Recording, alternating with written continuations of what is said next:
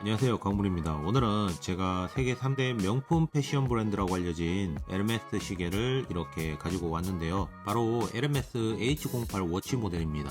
자, 다들 어떻게 보고 계시는지는 저도 잘 모르겠는데 확실히 사진으로 보는 것보다는 실물이 훨씬 더 낫다, 이런 말씀을 드리고 싶어요. 그리고 이 모델은 2021년 4월 제네바에서 개최한 워치앤원더스에서 처음 발표한 신제품이라고 보시면 되는데요. 비록 에르메스가 시계 전문 브랜드가 아니긴 하지만 그래도 기본적으로 가지고 있는 디자인에 대한 철학, 아니면 최고의 소재만 사용해서 만든다는 장인 정신, 이런 기본적인 노하우가 있다 보니까 에르메스답게 잘 만들었다는 생각이 들더라고요. 자, 이 에르메스의 시작은 1837년 티에리 에르메스가 마구 만드는 회사를 설립을 하게 되면서 시작을 하게 되었습니다. 여기 로고를 보시면 마차를 몰고 있는 사람이 보이죠. 근데 아무래도 세월이 흐르다 보니까 교통수단이 자동차로 바뀌게 되면서 이 에르메스도 흐름에 따라 자연스럽게 여행과 관련된 가죽 제품들을 팔기 시작했다고 해요. 그러면서 우리가 알고 있는 가방이 가장 크게 성공을 하게 되는데, 저는 에르메스가 성공할 수밖에 없었던 그 이유가 아직까지 핸드메이드라는 전통을 지키고 있다는 점, 또 가죽 경영을 계속 이어나가고 있다는 점, 이런 것만 봐도 이 에르메스 가문이 전통과 역사를 얼마나 잘 지키려는지 알 수가 있겠더라고요. 마치 시계로 치면 파테필릭 같은 그런 느낌을 준다고 해야 되나? 이 에르메스도 아무래도 대중들한테 인기가 너무 많다 보니까 캘리백이나 아니면 버킨백, 이런 유명한 가방들은 시계 시장처럼 일정 이상 구입 조건을 맞춰야 구입을 할 수 있는 그런 가방이라고 해요. 그래서 프리미엄도 어마어마하더라고요. 자, 이제부터 이 에르메스 H08 워치 모델을 리뷰를 해볼 건데, 왜 이 H08이라고 이름을 지었을까? 저는 이게 좀 궁금하긴 하더라고요. 뭔가 코드명 같은 그런 느낌이 드니까요. 그래서 제가 한번 찾아봤거든요. H는 에르메스의 약자, 0은 없을 무, 8은 90도로 돌렸을 때 무한대를 뜻한다고 합니다. 그래서 제가 정리를 해보면 에르메스의 끝없는 시간여행, 이게 아닐까 저는 그렇게 생각을 합니다. 그리고 이 H08을 시계에도 표현을 해 놓았는데, 일단 다이얼에 있는 이 아플리케 아라비아 숫자 인덱스 보시면 에르메스의 아이덴티티라고 불리는 샹당크르 디자인이 여기에 적용이 되어 있거든요. 이 샹당크르 디자인은 앵커 체인을 보고 영감을 얻어서 1938년부터 사용을 했다고 합니다. 그래서 제가 왜 여기에 샹당크르 인덱스들을 적용을 했을까 한번 곰곰이 생각을 해봤거든요. 뭔가 하나의 연결고리로 시간은 영원히 이어져서 멈추지 않는다, 이런 이야기를 하고 싶은 게 아닐까 해요. 물론 이건 제 뇌피셜입니다. 그리고 특히 아라비아 숫자 0이나 8을 보시면 기본적인 스퀘어 디자인의 모서리에 한 번 더 쉐입을 주고 내부에 동그라미 디자인을 넣었죠. 그래서 이 디자인을 다른 부분에도 적용을 해 놓았는데, 바로 베젤하고 세컨드 핸드 끝에 아라비아 숫자 0을 샹당크르 디자인으로 적용을 했더라고요. 그리고 저는 이 샹당크르 인덱스들이 더 예쁘다고 느껴졌던 게 바로 야광인데, 보시면 화이트 슈퍼 루미노바를 사용을 했기 때문에 평소에는 화이트 컬러로 보여주다가 야광이 발광이 되면 블루 컬러로 보여주는 점이 꽤 예쁘게 느껴지더라고요. 근데 야광이 조금 약한 편이라서 이거는 조금 아쉽다, 참고하세요.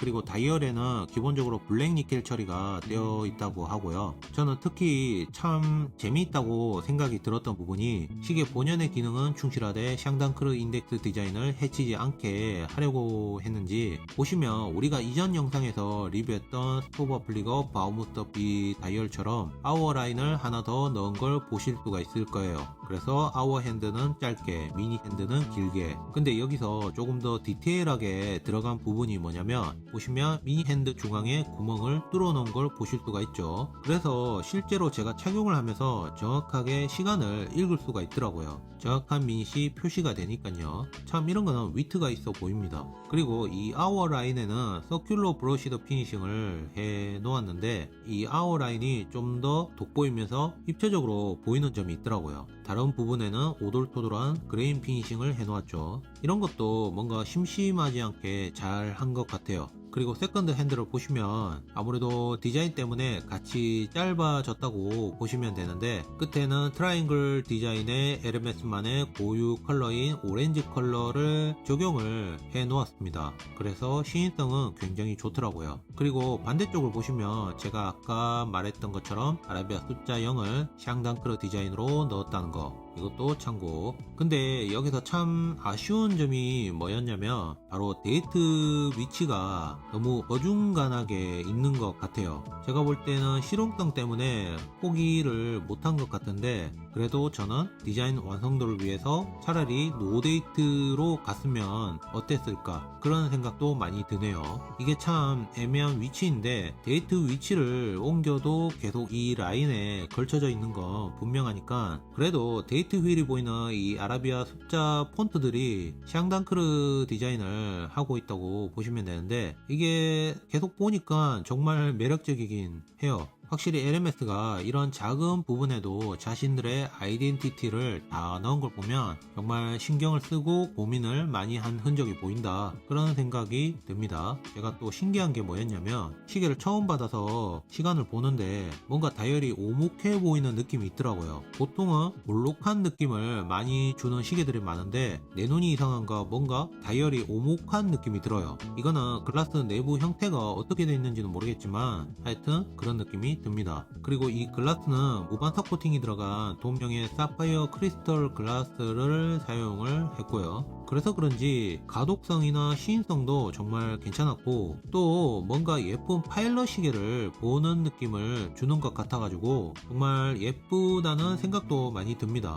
그리고 케이스 구조도 상당히 독특해요. 기본적으로 블랙 DLC 코팅이 된 티타늄 케이스에 제가 앞에 말했던 샹당크르 디자인을 가진 티타늄 베젤을 이 위에 넣었다고 보시면 되는데, 베젤을 보시면 우리가 티타늄 소재라는 생각이 안 들 정도로 정말 밝은 톤으로 된 세틴 브러시드 피니싱을 해 놓았다고 보시면 돼요. 이 피니싱을 얼마나 잘했냐면 빛에 의해서 뭔가 파도타기 하는 느낌으로 정말 화려한 느낌을 많이 주더라고요. 보통 우리가 알고 있는 다이얼의 썬레이 피니싱, 그런 느낌으로 보시면 될 것 같고, 또 베젤 측면하고 베젤에서 글라스 쪽으로 내려가는 이 경사진 면에도 폴리시드 피니싱을 해 놓았는데, 저는 이 느낌들이 좀 더 입체적으로 보여주면서 뭔가 고급스러운 느낌을 많이 주는 것 같아요. 그리고 이 러그 모양 어디서 많이 보신 것 같지 않나요? 저는 까르띠에 산토스 모델에서 많이 연상이 되었는데, 그래서 그런지 꽤 익숙한 느낌이 들어요. 그리고 에르메스의 시그니처 컬러라고 불리는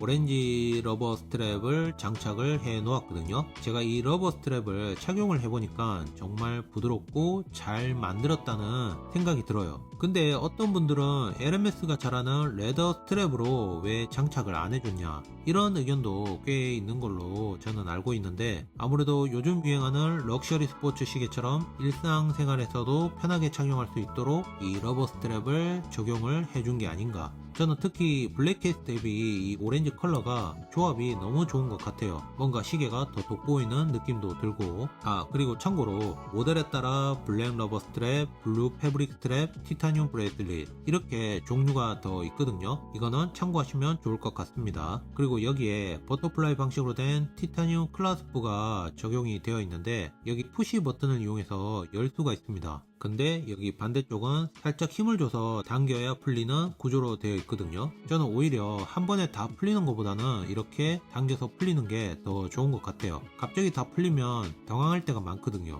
그래서 안전하게 따로 풀리는 게 더 낫다. 그리고 저는 여기서 정말 좋았던 게, 여기 당기는 부분을 보시면 미세 조정이 가능한 익스텐션 기능이 있어요. 그래서 언제나 제 손목에 맞게 미세 조정이 가능하기 때문에 이런 것만 봐도 얼마나 실제 사용자를 위해서 생각을 했는지 알 수가 있는 부분이 아닐까 합니다. 근데 폴리싱을 조금 덜 했나, 조금 날카로운 부분들이 조금씩 있더라고요. 그리고 방수는 100m를 갖추고 있기 때문에 럭셔리 스포츠 시계로 봐도 무방하지 않을까, 저는 그렇게 생각을 합니다. 그 다음은 무브먼트. LMS가 2012년에 개발한 에르메스 칼리버 H1837 무브먼트가 들어갔다고 보시면 되는데, 하이엔드 무브먼트 제조사라고 알려진 보쉬의 매뉴팩처에서 만들어진 무브먼트라고 생각을 하시면 돼요. 기본적으로 8진동을 가지고 있고요. 또 더블 배럴을 이용한 50시간의 파워 리저브, 그리고 트리오비스 레귤레이터를 사용한 게 보이고, 또 제가 여기서 정말 좋았던 게 LMS를 상징하는 H를 로트나 브릿지 모든 부분에 모노그램 패턴으로 인그래빙을 해 놓았는데, 개인적으로 정말 예쁘다고 생각하는 패턴 중에 하나예요. 요즘은 잘 안 하는 패턴이긴 한데, 그래서 그런가 저는 보자마자 정말 반갑더라고요. 자, 여기서 이 무브먼트를 사용하면서 느낀 단점이 뭐가 있냐면, 시간을 맞출 때 미니 핸드가 조금 많이 튀는 것 같더라고요. 그래서 시간을 맞출 때 크라운을 아주 조심히, 또 스크루 다운으로 된 크라운으로 되어 있거든요. 크라운 포지션을 찾는 거나 아니면 크라운을 돌려서 잠그는 게 정말 힘들더라고요. 그냥 전체적으로 크라운 사용하기가 정말 불편했다, 이렇게 생각하시면 될 것 같아요. 자, 마지막으로 이 모델의 가격은 680만원입니다. 저는 생각보다 LMS라는 브랜드 치고는 저렴하게 나왔다고 생각을 하는데, 사실 이것도 저렴한 가격은 아니죠. 요즘 워낙 다른 브랜드 시계들이 너무 가격이 높다 보니까 뭔가 세뇌를 당한 게 아닌가, 뭐 그런 생각도 들더라고요. 그리고 제가 리뷰한 이 모델 말고도 새로운 소재가 적용된 그래핀 케이스에 세라믹 베젤이 적용된 모델은 1066만원, 티타늄 소재로 된 케이스하고 베젤, 티타늄 브레이슬릿까지 적용된 모델은 720만원, 이렇게 가격이 차이가 나거든요. 나중에 시간이 되시면 에르메스 부티크에 가셔서 구경을 직접 해보시는 게 낫지 않을까 합니다. 제가 오늘 리뷰한 이 에르메스 H08 워치 모델은 아무래도 우리한테 익숙하지 않은 디자인이라고 생각을 하기 때문에 호불호가 있지 않을까 합니다. 하지만 하나하나 디테일을 파고든다면 정말 잘 만들어진 시계라는 건 틀림이 없다. 저는 이번에 에르메스가 뭘 만들어도 대충 만들지 않는구나, 확실히 디자인에 대한 철학이 있구나, 이런 걸 알게 된 모델이 아닌가 싶어요. 자, 오늘 리뷰는 여기까지 하고 저는 또 다른 시계 리뷰로 찾아오도록 하겠습니다. 그럼 바이바이.